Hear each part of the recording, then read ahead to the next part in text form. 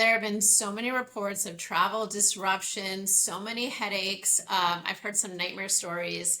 Any advice for travelers that are trying to manage this? If you have a trip coming up, what should you do? If you have a trip coming up, do some of the basic homework, download your airline's app, sign up for notifications. Sometimes you're going to get information about gate changes or delays direct through the app sooner than a gate agent's going to update you. You can often rebook yourself via the airline's app if there is a schedule change. But more than anything, what I recommend is when you're booking your trip, add a disruption assistance product. Products like this, they're available on the Hopper app, but they're also available on direct airline channels and some other OTAs. They allow you to rebook yourself on any airline if your flight is significantly delayed or canceled. You skip the customer service line, you avoid the headache at the airport, and you just get yourself on the best option available for you.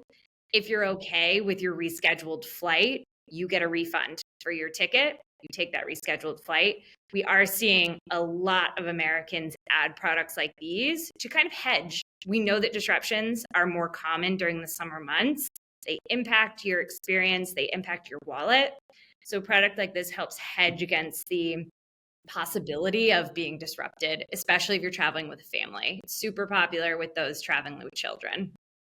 I was also wondering because we've heard of so many of these like ground stops at major airports, particularly on the East Coast. Are there times of day if you're about to book a trip where that's more likely to happen? Are you better off flying in the morning versus the afternoon? Does any of that matter? The early bird gets the worm when it comes to travel disruptions. If you can fly before 8 or 9 a.m., the odds that you're disrupted are significantly lower. Think about it. As the day goes on, inbound flights get delayed, outbound flights get delayed, the tarmac builds up with traffic. Sometimes a 20-minute delay from one airplane can impact the whole airport. So if you can get out early, do so, and you'll avoid some of the hectic later in the afternoon surges and disruption.